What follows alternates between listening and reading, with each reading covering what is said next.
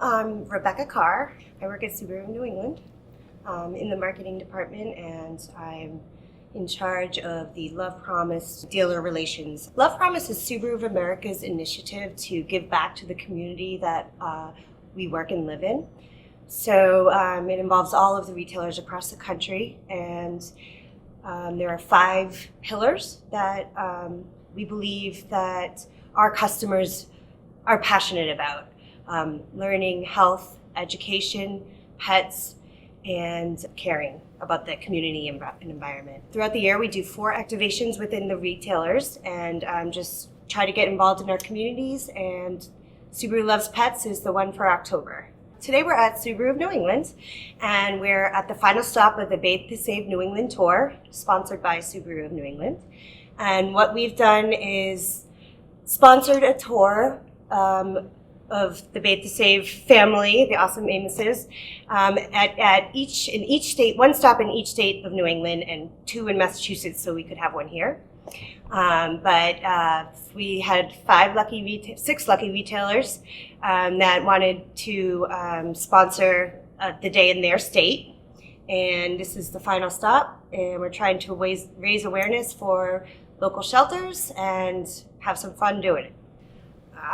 I mean, we've worked so hard on this, and this is the culmination of the whole tour. So, we want to beat all the records and make this the best one. Obviously, it's raining a little bit, so I'm not sure if that's going to happen. But we have a lot of people behind us, a lot of support.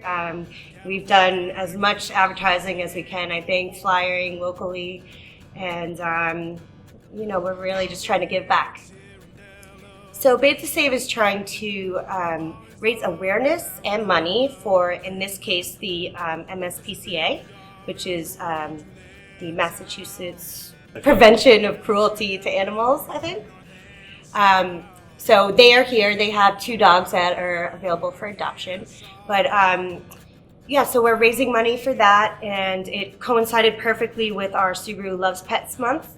And that's why it's in October, even though it's not the greatest time to have an outdoor event. But it just worked out perfectly, and we were able to do the 6 events. So the goal is to adopt animals rather than buy them from a breeder. There are so many animals that need to be adopted, especially after the hurricanes and the floods down south.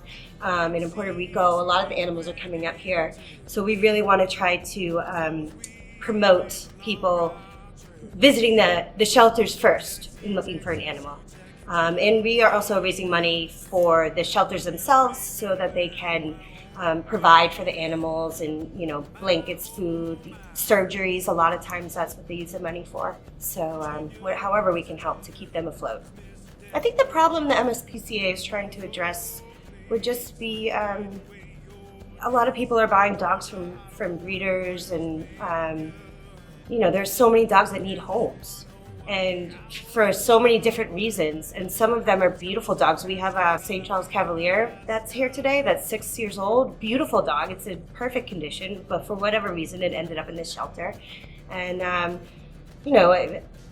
look there first. Look at the shelters first and see if you can save an animal that has no home and nowhere to go.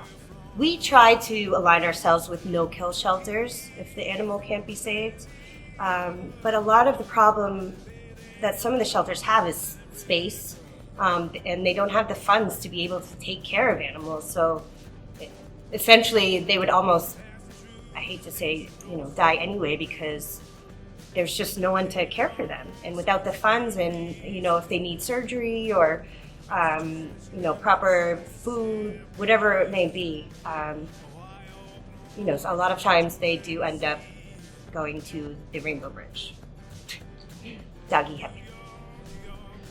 The fact that those 3 kids who are so young, are so passionate about working and trying to promote their belief of, raising awareness and funds for local shelters.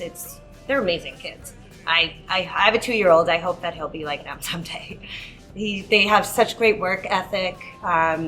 They're so kind. They're so polite, and they really they're doing something. They're really a part of something and changing the world. Awesome. And it's not even their world.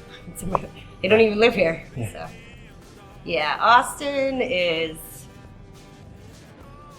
old well beyond his years, I'll say. He's very mature. He walks right in his father's shoes, and I'm sure his father, being a great businessman and everything, taught him so much and trust him now to kind of take it on and do a lot of stuff himself. He's almost the ringleader of the whole thing.